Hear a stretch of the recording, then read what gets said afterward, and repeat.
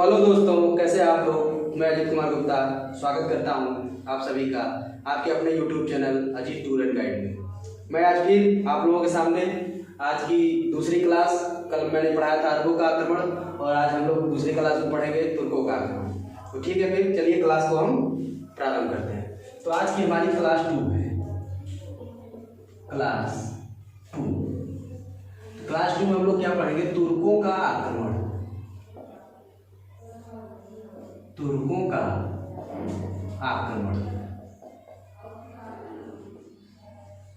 तो जैसा कि आप लोगों ने पहले वीडियो में देखा था कि मैं टॉपिक वाइज पढ़ाता हूं आप लोगों को, तो आज के वीडियो के लिए मैंने ये टॉपिक लिखा है। ये 7 टॉपिक आप लोगों के सामने है। हम लोग बारी बारी से इस टॉपिक के हिसाब से ही पढ़ेंगे और चलेंगे, ठीक है। तो चलिए फिर स्टार्ट करते हैं। तो पहला टॉपिक हमारा है अल्पतगीन, ठीक है। अल्पतगीन यानी मतलब तुर्क कौन थे, कहाँ से आए, इसके बारे में थोड़ी हिस्ट्री तो हम लोगों को जाननी चाहिए। उसके बाद हम लोग पढ़ेंगे तुर्कों ने अपने देश पर किस प्रकार से आक्रमण किया। तो चलिए पढ़ते हैं पहले तुर्कों के बारे में। तो पहला है हमारा अल्पतगीन। अल्पतगीन। अब एक चीज, ये अल्पतगीन था कौन? ये तुर्क था। और ये इसकी इतिहास क्या है, इसके पीछे का, तो चलिए जानते हैं। पहला देखिए 931-32 के आसपास का समय था। 931-32 के आसपास की बात है कि जो है हमारे जो उज्बेकिस्तान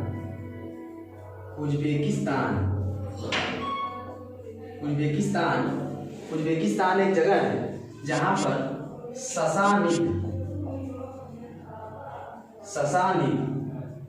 वंश का शासन था। ससानिद वंश का शासन था और यहाँ पर ससानिद वंश का शासन था। तो इसी वंश में एक राज्यपाल था जिसका नाम था अल्पतगीन। तो ये जो राज्यपाल था इस वंश में, इसका नाम था अल्पतगीन। तो क्या हुआ कि जो इस वंश के जो शासक थे ना, ये जो इस वंश के जो शासक थे वो काफी अयोग्य थे और काफी कमजोर थे। तो इसी बात का फायदा उठा करके ये उज्बेकिस्तान के बोखारा में ससानिद वंश का शासन था। तो ये जो राज्यपाल यहाँ का अल्पतगीन था, तो यहाँ के जो शासक थे वो काफी कमजोर थे, अयोग्य थे। इसी का फायदा उठाकर अल्पतगीन क्या करता है कि गजनी, जो कि अफगानिस्तान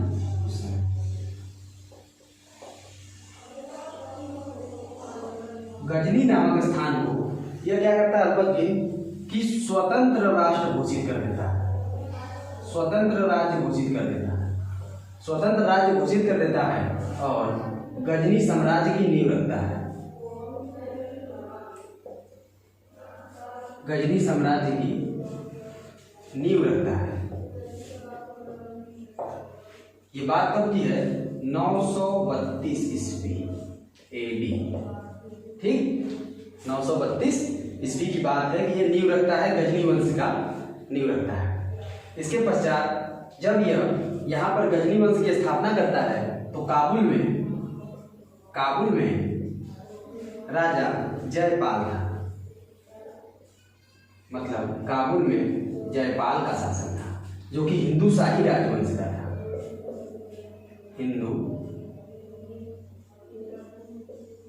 हिंदू शाही राजवंश का था।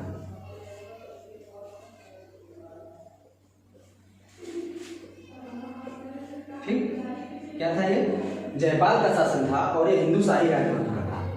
तो ये जो हमारा अल्पतगीन है, जो गजनी वंश की नींव रखता है, तो यह 932 से लेकर के 963 ईस्वी तक यह शासन करता है अल्पतगीन। उसके पश्चात क्या होता है कि ये जो अल्पतगीन है, 963 ईस्वी में अल्पतगीन की मृत्यु हो जाती है। उसके बाद इस गजनी वंश में 3 और शासक होते हैं, जो तीनों अयोग्य होते हैं, जो कि बिल्कुल निकम्मे शासक होते हैं, जो इस गजनी वंश के साम्राज्य को, कमान को अच्छे से नहीं संभाल पाते हैं। तो इसमें से पहला था इसहाक और दूसरा था बलकतगीन और तीसरा था आपका पिराई।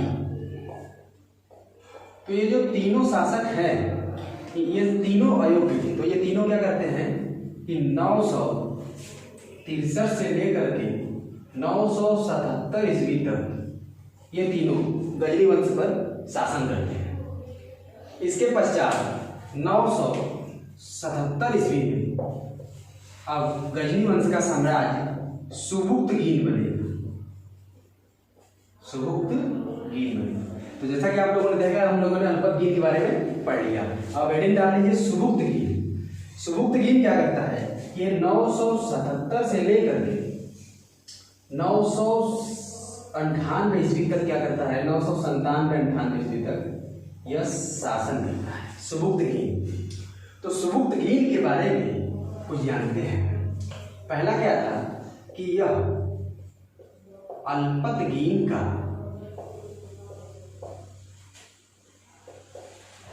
गुलाम व दामाद था। ठीक है। दूसरा फैक्ट इसके बारे में यह था कि यह बहुत ही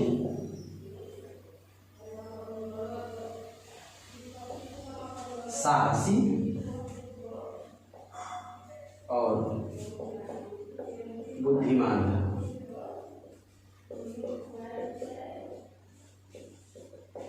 और ये जो हमारा सुबुक्तगीन है इसकी सीमा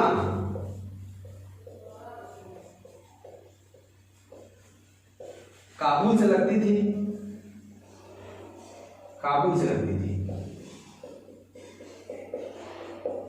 तो देखिए, जब इसकी सीमा काबुल से लगती थी तो सिंपल सी बात है कि अगर इसकी सीमा काबुल से लगती थी तो इस जो सुबुक्तगीन है इसका काबुल नरेश जो थे हमारे जयपाल, जो हिंदू शाही राजवंश के थे, जयपाल से इसका हमेशा द्वंद्व रहता था। दोनों में हमेशा बॉर्डर को लेकर झगड़ा होता रहता था।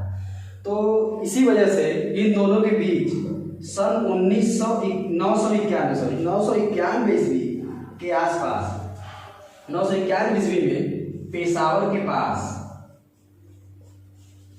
के आसपास इन दोनों में बहुत ही भयंकर युद्ध होता है। इस युद्ध में जब पेशावर में इन दोनों के में जब 991 ईस्वी में बहुत भयंकर युद्ध होता है तो इस युद्ध में जयपाल की हार होती है और सुबुक्तगीन विजयी होता है। ठीक। उसके पश्चात देखिए क्या होता है कि अब जैसे कि अब जयपाल तो हार गया लेकिन वो जिंदा बच गया था। तो वो फिर से प्लानिंग बनाता है कि मैं अगर सुबुक्तगीन से हार गया हूँ तो मुझे जीतना है, और वो पुनः आक्रमण करने की कोशिश करने के लिए वो जुट गया। वो प्लान बनाने लगा, अपना योजना बनाने लगा। और योजना बनाने के पश्चात ही सन 996 ईस्वी में जयपाल ने फिर से आक्रमण किया।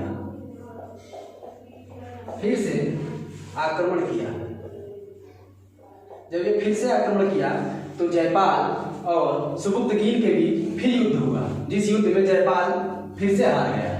ठीक, फिर से हार गया। तो देखिए, सुबुक्तगीन के बारे में एक बहुत ही अच्छी बात फैक्ट है जो कि एग्जाम में आता भी है, एग्जाम में एसएससी कभी पूछ लेती है कि जो सुबुक्तगीन था भारत पर आक्रमण करने वाला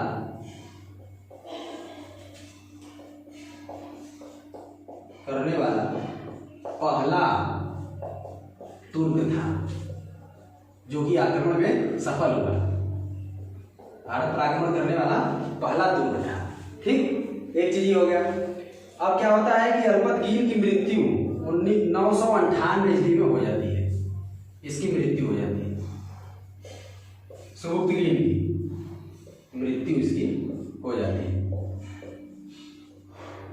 998 ईस्वी में सुबुक्तगीन की मृत्यु हो जाती है। तो इसकी मृत्यु के पश्चात इसके दो पुत्र थे। पहला पुत्र था हमारा महमूद गजनवी,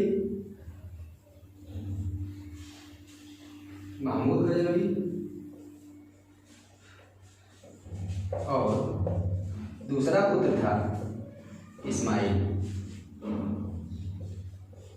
तो देखिए, जो महमूद गजनवी था ना, ये महमूद गजनवी की जो इस्माइल थी, इसकी माँ तो राजघराने से थी, राजाओं के घराने से, राजघराने से थी।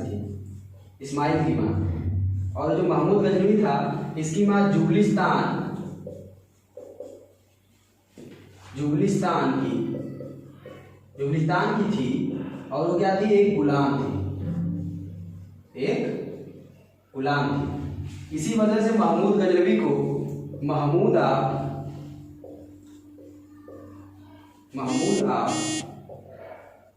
जुबली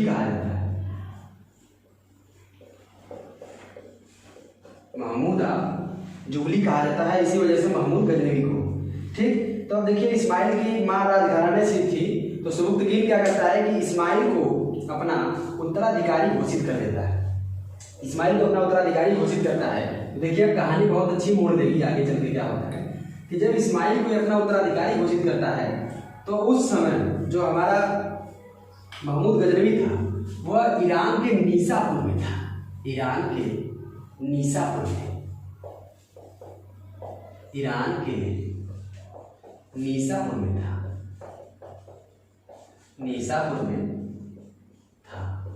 ठीक, ईरान के नीसापुर में था। तो जब महमूद गजनवी को ये बात पता चलती है कि हमारे पिताजी ने इस्माइल को उत्तराधिकारी घोषित कर दिया है, तो काफ़ी क्रोधित होता है। और काफ़ी क्रोधित होने के पश्चात ये गुस्से में क्या करता है कि वहाँ से कुछ लोगों को एकत्रित करता है और इस्माइल के विरुद्ध विद्रोह कर देता है। ये क्या कर देता है, विद्रोह कर देता है। और विद्रोह करने के पश्चात सन 998 ईस्वी में बैटल ऑफ गजनी यानी गजनी का युद्ध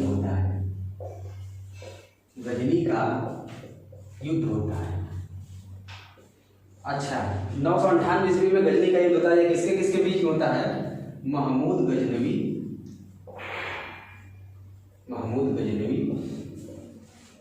और इस्माइल के बीच होता है। ठीक, महमूद गजनवी और इस्माइल के बीच में बैटल ऑफ गजनी होता है। उसके पश्चात हम लोग देखते हैं आगे के टर्म में। आप लोग इसको नोट कर लीजिए। सन 998 ईस्वी में बैटल ऑफ गजनवी और इस्माइल के बीच में गजनी का युद्ध होता है। ठीक, उसके पश्चात क्या होता है कि इस युद्ध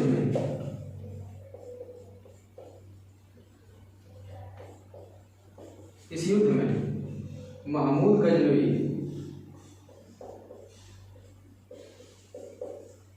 विजयी रहता है।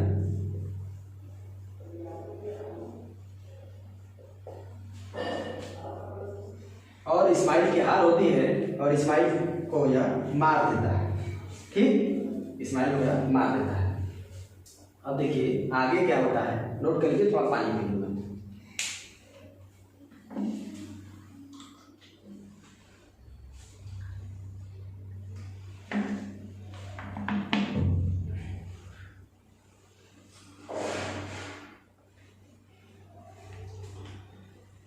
अब देखिए आगे की कहानी क्या है। तो आप लोगों ने पढ़ लिया अल्पतगीन सबुक्तगीन। अब आता है महमूद गजनवी की बात। ठीक, 2 टॉपिक हम लोग पढ़ लिए, तीसरे टॉपिक की ओर हम लोग मूव करते हैं। चलिए, आप लोगों ने, हमें विश्वास है कि आप लोग इसको नोट कर लिया होगा। और आप लोग अगर नहीं समझ में आ रहा होगा तो वीडियो स्किप करके फिर से देख लीजिएगा, दोबारा चालू करेंगे। ठीक है, तो चलिए अब हम आते हैं महमूद गजनवी पर। महमूद गजनवी, इसका शासनकाल, महमूद गजनवी का शासनकाल 998 ईस्वी से 1030 तक था। ठीक, तो चलिए इसके बारे में अब देखते हैं। पहला क्या था कि जब महमूद गजनवी अपने भाई इस्माइल से जब युद्ध जीत जाता है, युद्ध जीतने के बाद यह गद्दी पर बैठता है। तो चलिए इसके बारे में देखते हैं कि इसका जन्म 1 नवंबर 971 ईस्वी में होता है। ठीक, इसका जन्म 1 नवंबर 971 ईस्वी में होता है। दूसरा चीज क्या है कि यह 28 वर्ष की अवस्था में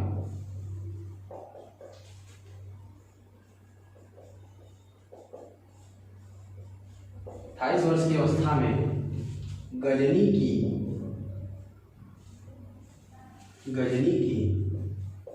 गद्दी पर बैठता है।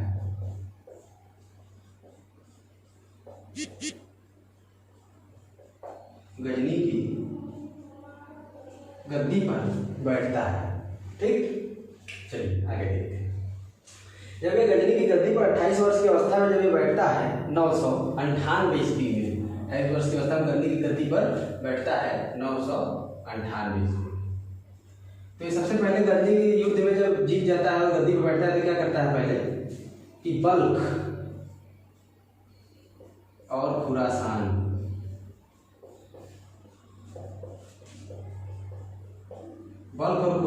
को जीतता है। बल्ख और खुरासान को जीतता है, जिससे क्या होता है कि जो बगदाद के अब्बासी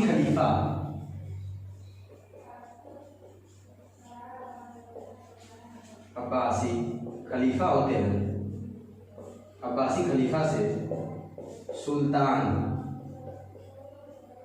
की उपाधि धारण करता है।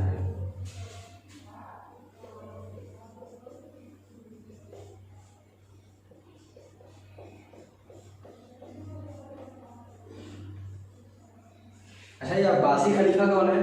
तो जैसे कि आप लोगों ने देखा होगा कि पहले थे हमारे अबू बकर साहब, फिर उमर साहब, फिर उस्मान साहब, इसी प्रकार से ये पहले हो गए। तो दूसरे में हम लोगों ने देखा था कल उमैयद खलीफा, ठीक, जो अपनी राजधानी 10वीं रखी थी। तो उमैयद खलीफा के बाद एक तीसरे होते थे, वो होते थे अब्बासी खलीफा। इन लोगों के कहाँ थे? लोग इराक में रहते थे, बगदाद में। ठीक, तो खलीफा से सुल्तान की उपाधि धारण की। इसी के साथ साथ ये सुल्तान की उपाधि धारण करने वाला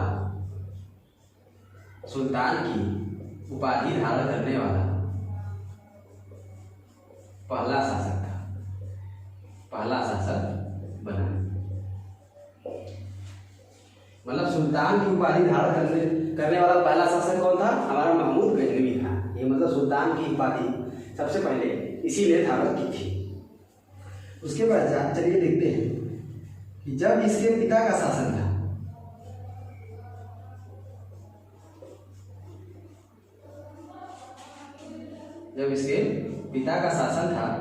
तब यह जानते हैं ये खुरासान का शासन था, खुरासान का शासक था। ठीक, खुरासान का शासक था। चलिए इसको नोट कर लीजिए, फिर आगे हम लोग देखते हैं।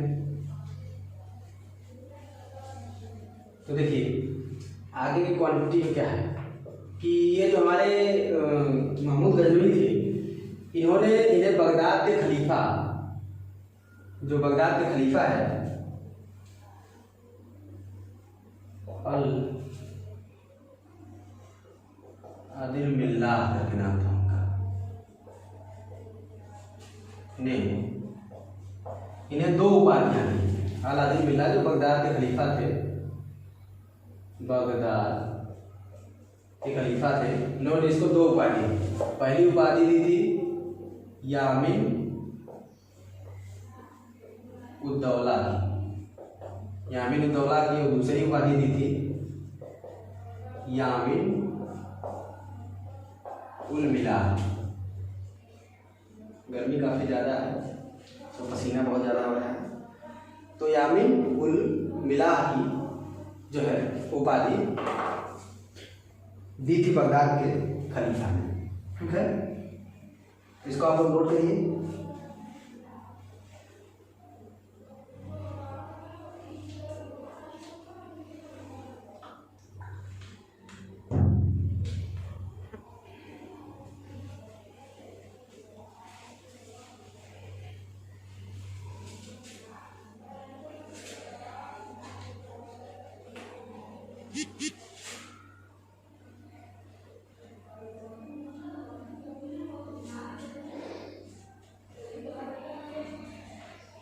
तो आप लोगों ने इतना कुछ देख लिया कि ये था महमूद गजनवी के बारे में, कि महमूद गजनवी कौन था, क्या था। महमूद गजनवी के बारे में आप लोगों ने सब कुछ देख लिया कि क्या सिस्टम था, कैसे था।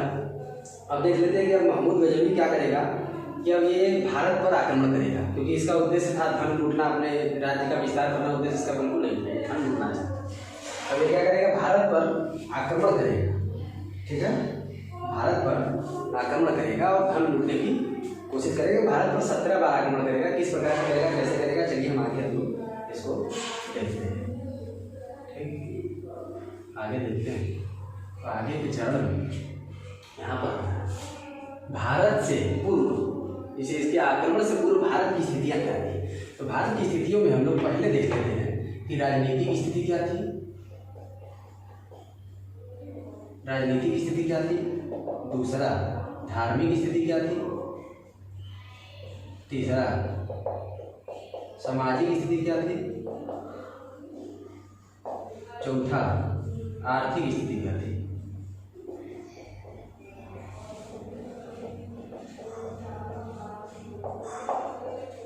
ठीक, तो पहले हम लोग देखते हैं कि राजनीतिक स्थिति क्या थी। तो राजनीतिक स्थिति मैं बता दूं कि जब ये आक्रमण करने से पूर्व भारत में उस समय क्या हो रहा था कि जो राज्य थे वो छोटे छोटे टुकड़ों में बढ़ चुके थे और ये एक दूसरे से काफ़ी ईर्ष्या करते थे, काफ़ी क्लेश रखते थे, एक दूसरे की किसी प्रकार से कोई सहायता नहीं करते थे।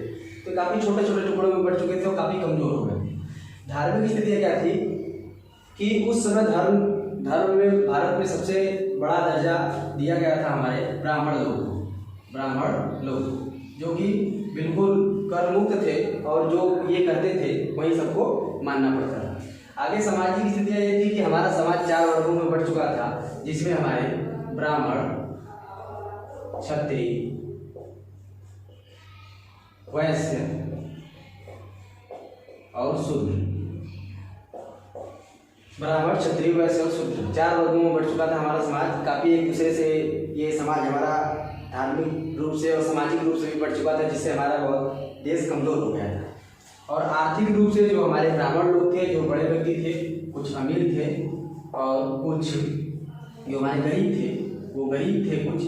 लेकिन जो हमारे देश के जो मंदिर थे, मंदिरों के पास बहुत काफ़ी धन होता था, क्योंकि राजा और जो भी व्यक्ति होते थे मंदिरों में बहुत चढ़ावा चढ़ाते थे। तो हमारे देश में मंदिरों में बहुत ध्यान होता था। इसी को लेकर आप देखेंगे कि आक्रमण करेगा जब वो महमूद गजनवी, तो ज़्यादा से ज़्यादा मंदिरों को लूटेगा और मूर्तियों को ध्वस्त करेगा। तो चलिए देखते हैं कि वो भारत पर आक्रमण करने का उसका उद्देश्य क्या था। उद्देश्य देखने के बाद हम लोग देखेंगे कि भारत पर उसने आक्रमण कितनी बार किया और कैसे किया। तो उसका देखिए उद्देश्य के बारे में अगर आपको बताएं तो पहला उसका उद्देश्य था धन लूटना।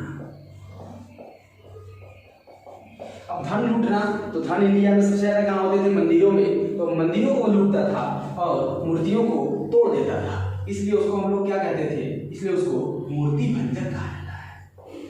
मूर्ति भंजक, वो मूर्तियों को तोड़ देता था, ठीक है। उसके पश्चात वो काफ़ी वाहवाही जुटाता था कि ये मुस्लिम धर्म का होकर किसी दूसरे धर्म के ऊपर अनाचार कर रहा है, दुराचार कर रहा है, तो काफ़ी वाहवाही भी बटोरता था, ठीक है। तो ये था उसका उद्देश्य, धन लूटने का, और वो मंदिरों को, मूर्तियों को काफ़ी नुकसान पहुंचाया उसने हमारे देश में। तो ये हो गया हमारे देश की स्थिति। अब महमूद गजनवी का भारत पर आक्रमण। अब महमूद गजनवी भारत पर 17 बार आक्रमण करता है, जिसमें कि कुछ हमारे इंपॉर्टेंट आक्रमण है। इसको मैं आप लोगों को बता दूं कि सन 1000 में इसने भारत पर पहली बार आक्रमण किया। इसने कहाँ आक्रमण किया कि इसने हिंदू शाही राजवंश के समीपवर्ती इलाकों पर आक्रमण। पहले इसने क्या किया कि हिंदू शाही जो राजवंश था उसके समीपवर्ती इलाकों पर आक्रमण किया और काफी वहां पे लूटपाट की और बहुत बर्बादी की लोगों की, ठीक है, बहुत अत्याचार किया। उसके बाद इसने आक्रमण किया सन 1001 ईस्वी में। इसने पुनः जयपाल पर आक्रमण, जयपाल से पुनः फिर इसने युद्ध किया और जयपाल पर 1001 ईस्वी में जब इसने आक्रमण किया तो इस युद्ध में जयपाल हार गया। और इस हार के कारण जयपाल को यह हार बिल्कुल भी अच्छी नहीं लगी और इस हार से जयपाल काफी ज्यादा सदमे में चला गया और उसने खुद को आग लगा करके आत्महत्या कर ली।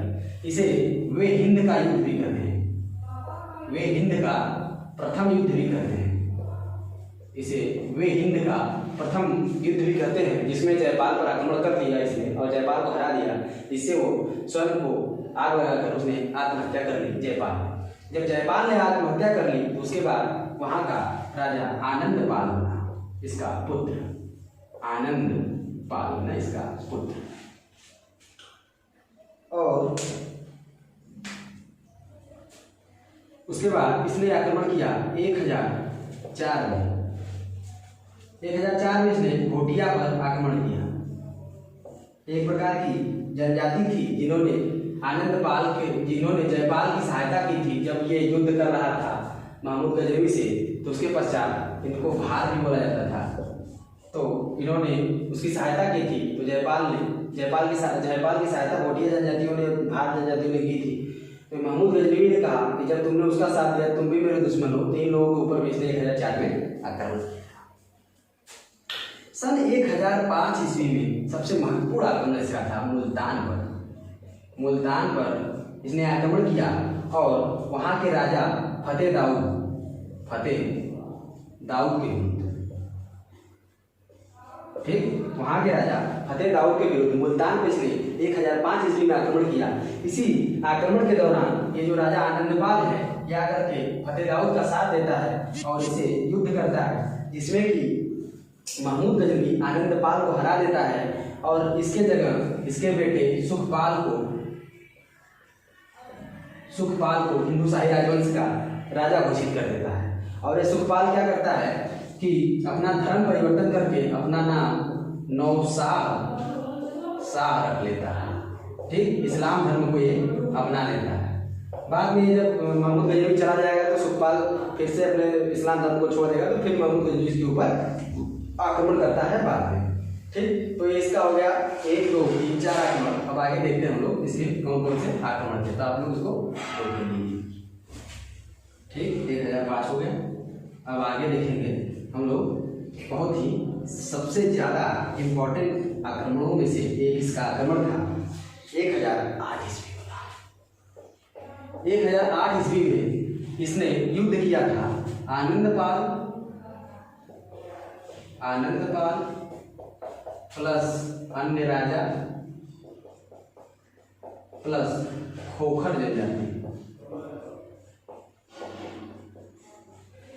देखिए 1008 ईस्वी में इसने युद्ध किया आनंदपाल 1008 ईस्वी में इसने युद्ध किया आनंदपाल प्लस अन्य राजा और खोखर जनजाति के साथ। ये खोखर जनजाति जो थी वो पंजाब में निवास करती थी, ठीक, पंजाब में निवास करती थी ये खोखर जनजाति। तो देखिए ये युद्ध बहुत ज़्यादा इम्पोर्टेंट है क्योंकि इसे वे हिंद का द्वितीय युद्ध भी कहते हैं। वे हिंद का सेकेंड वार भी कहते हैं, ठीक, वे हिंद का सेकेंड वार भी कहते हैं। तो इस युद्ध में ऐसा कहा जाता है कि वहाँ की जो जितनी स्त्रियां थी उन्होंने अपने गहने कंगन सब बेच करके पैसा आनंदपाल को दिया कि तुम सैनिक जुटाओ और महमूद गजनवी को हरा दो। लेकिन जब महमूद गजनवी से ये युद्ध हो रहा होता है, आनंदपाल लड़ रहा होता है, तो जब युद्ध अपने चरमोत्कर्ष पे होता है, जब ऐसा लगता है कि आनंदपाल जीतने वाला होता है, तो आनंदपाल का हाथी पागल हो जाता है और युद्ध मैदान छोड़कर भागने लगता है, जिससे सैनिकों को ये फील होता है कि इनके राजा आनंदपाल युद्ध से भाग रहे हैं और सैनिक युद्ध छोड़ के भागने लगते हैं, जिससे आनंदपाल की जीत हार में तब्दील है, ठीक। ये बहुत ज़्यादा इंपॉर्टेंट टॉपिक है, यहाँ से कभी कभी क्वेश्चन उठाता है। और आगे हम लोग देखिए आगे 1009 में यह नागरकोट पर आक्रमण करता है। नागरकोट पर 1009 में नागरकोट पर यानी ज्वालामुखी मंदिर पर आक्रमण करता है और ढेर सारा धन वहां से लूट कर ले जाता है और बहुत लोगों को क्षति पहुंचाता है, ठीक। 1012-13 में आक्रमण करता है, 1014 में, 1018 में और 1023 में। तो देखिए मथुरा, कन्नौज और 1023 में आक्रमण करता है ग्वालियर, कालिंजर और 1012 में आक्रमण करता है यह।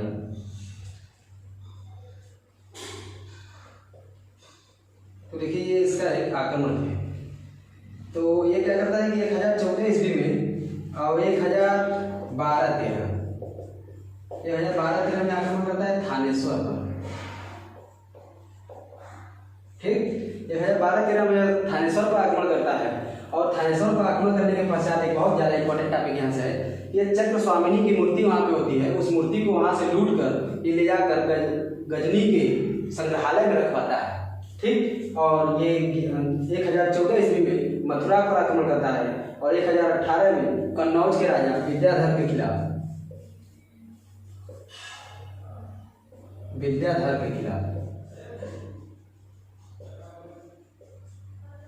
ठीक विद्याधर के खिलाफ क्या आक्रमण करता है। और 1023 में ग्वालियर और कालिंजर पर आक्रमण करता है, जो मतलब ये बांदा का किला जीत नहीं पाता है, लेकिन वहाँ कई महीने तक घेरा रहता है, जिससे इनको हार मानकर इसे ढेर सारा धन देना पड़ता है। इसके पश्चात ये वहाँ से फिर वापस हो जाता है। ठीक, अब आगे देखते हैं। अब देखिए सबसे ज्यादा मोस्ट इम्पॉर्टेंट टॉपिक है जो कि पूछा जाता है इसके आक्रमण से। ये आक्रमण इसका बहुत ही ज्यादा इम्पॉर्टेंट है। आई थिंक आप लोग गेस भी कर लिए होंगे कि मैं किस आक्रमण की बात कर रहा हूँ, जो महमूद गजनी ने हमारे देश में किया था। ये सबसे ज्यादा इम्पॉर्टेंट टॉपिक है, सोमनाथ मंदिर पर आक्रमण। ठीक, तो सोमनाथ मंदिर पर आक्रमण इसने 1025-26 में किया था। अधिकतर किताबों में 1025 दिखाता है। ठीक, तो जब 1025 में इसने सोमनाथ मंदिर पर आक्रमण किया था, सोमनाथ मंदिर पर जब आक्रमण किया था तो वहां पर जो है चालुक्य शासक भीमफस्ट का शासन था। चालुक्य शासक भीमफस्ट का शासन था। इसमें क्या होता है कि ये भीमफस्ट डर कर वो छोड़ करके अपने साम्राज्य को वहां से वो भाग जाता है महमूद गजनवी से, और महमूद गजनवी सोमनाथ मंदिर को लूट लेता है और भारी तबाही हो जाता है। इस मंदिर को बचाने में 50,000 लोगों ने लगभग अपनी जान गंवा दी।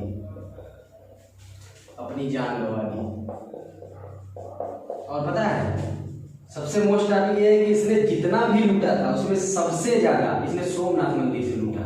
सोमनाथ मंदिर से इसको सबसे ज्यादा धन मिला। जितना इसने सब जगह लूटा था पूरा, उससे भी ज्यादा धन इसे सोमनाथ मंदिर से मिला।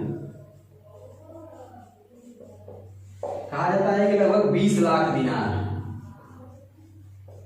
दिनार की संपत्ति इसने सोमनाथ मंदिर से लूटी थी।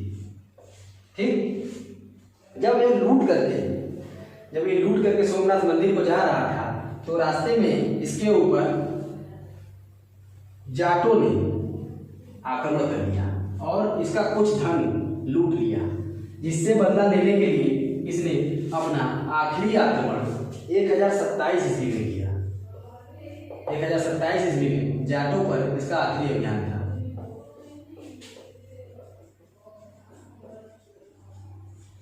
जाटों पर आक्रमण किया 1027 ईस्वी में। ठीक, 1027 में जाटों पर आक्रमण किया क्योंकि जाटों ने रास्ते में इसका कुछ माल लूट लिया था, जिसका बदला लेने के लिए इसने जाटों पर आक्रमण किया। तो देखिए आप लोग ये जान गए। अब देखते हैं गजनवी के दरबार में कुछ विद्वान कवि, तो कुछ विद्वान इसके दरबार में बहुत सारे विद्वान कवि थे, जिसमें कि 4 थे मुख्य रूप से। पहले थे हमारे अल-बरूनी, दूसरे थे हमारे फिरदौसी,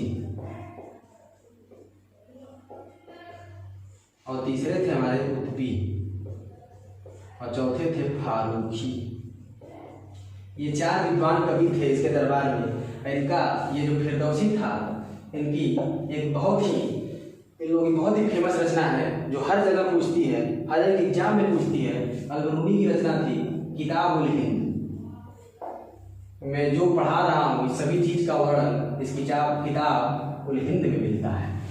और फिरदौसी की रचना थी शाहनामा। शाहनामा की कहानी मैं कभी आप लोगों को बताऊंगा। इस पे मैं कभी एक अलग से स्पेशल वीडियो बनाऊंगा। अगर आप लोग इस पे अगर कमेंट करेंगे तो मैं इस पे एक स्पेशल वीडियो बना दूंगा। कुतुबी जो था इसने लिखा था किताब उल यामी। ठीक, तो ये मुख्य रूप से प्रसिद्ध 3 कवि थे और फारूकी भी थी थे। इसमें से इन तीनों लोगों की ये जो रचनाएं हैं काफ़ी इंपॉर्टेंट है, हर जगह पूछी जाती हैं। और ये शाहनामा इनका राज कवि था, महमूद गजनवी। महमूद गजनवी जब 1027 में भारत से लौट के चला गया, उसके बाद यह फिर भारत में नहीं लौट पाया, गजनी में ही फंस के रह गया और 1030 में इसकी मृत्यु हो जाती है। और 1030 में इसकी मृत्यु हो जाती है तो ये जो भारत में आया था ना, ये भारत से सिर्फ और सिर्फ धन लूटा था।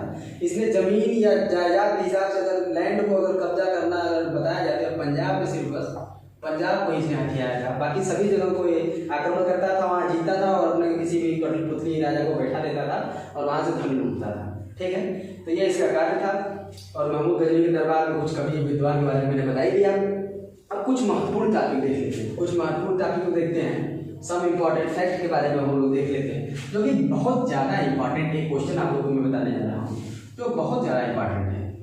इसे हर एक एग्जाम में पूछा जाता है, किसी न किसी एग्जाम में ये दिख जाता है कि जो महमूद गजनवी था वो भारत किस रास्ते से आया। महमूद गजनवी भारत खैबर दर्रा से आया था, यहीं से मोहम्मद गौरी भी आएगा आगे चल के। अभी मैं कल आप लोगों को पढ़ाऊंगा, गौर वंश खैबर दर्रा से आया था। अब क्या हो जाता है कि 1030 में इसकी मृत्यु हो जाती है, तो 1030 में इसकी मृत्यु के पश्चात गजनी साम्राज्य काफ़ी कमजोर पड़ने लगता है और यहाँ गौर साम्राज्य की स्थापना होती है, जो मोहम्मद गौरी करता है आगे चल के। मैं आप लोगों को कल पढ़ाऊंगा। और महमूद गजनवी के 2 पुत्र थे, महमूद और मंसूर। और एक फैक्ट ये भी है कि ये लोग थे तुर्की, लेकिन अपने शासनकाल में इसने फारसी को बढ़ावा दिया, फारसी भाषा को बढ़ावा दिया।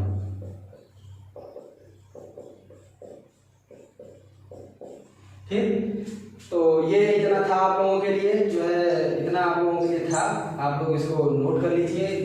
जो है अगर हमारी वीडियो अगर अच्छी लगी हो तो प्लीज़ मेरे वीडियो को शेयर करिए, लाइक करिए और मेरे चैनल को सब्सक्राइब करिए। आप लोगों के लिए मैं इतना मेहनत कर रहा हूँ, तो प्लीज़ एक छोटा सा लाल कलर का सब्सक्राइब बटन है, दबाकर आप मुझे सपोर्ट कर सकते हैं। और इसी प्रकार की वीडियो अगर आप लोगों को चाहिए तो आप लोग मेरे चैनल को प्लीज़ सब्सक्राइब कर लीजिए। और अगर कोई भी सुझाव हो तो आप मुझे मेरे कमेंट सेक्शन में भेज सकते हैं। अगर कुछ समझ में भी नहीं आया हो तो आप मुझे कमेंट सेक्शन में भेज देते हैं। ऐसी वीडियो मैं आप लोगों के लिए रोज लाता रहूँगा।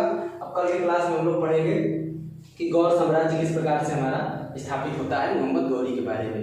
इसी में पढ़ेंगे हम लोग मोहम्मद गौरी और पृथ्वीराज चौहान के बारे में, जो युद्ध हुआ था उसके बारे में हम लोग कुछ पढ़ेंगे। तो चलिए फिर आज के लिए बस इतना ही। Love you, bye bye, take care, hope you like it, bye bye.